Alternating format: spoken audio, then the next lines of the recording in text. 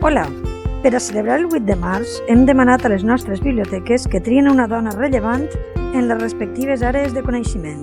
Sense dubte, tot un repte haver-ne de triar una entre moltes. Vegem per quina s'han decidit.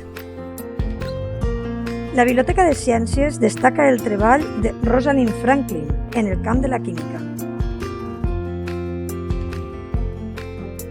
Dret, per la seva part, ens presenta la figura de Clara Campoamor, icona de la lluita per la igualtat de les dones.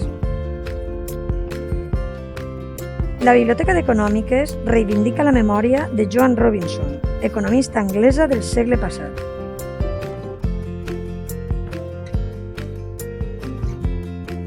La pedagoga Maria Montessori és la figura que ha elegit la Biblioteca d'Educació, mentre que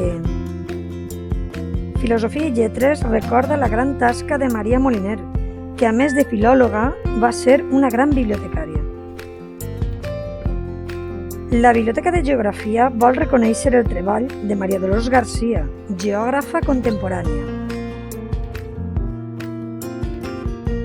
I la Biblioteca Politècnica i Ciències de la Salut aposta per la figura de Matilde Ucelay, que va ser la primera arquitecta espanyola. Acabem amb Agnès Varda, cineasta emblemàtica triada per la Mediateca.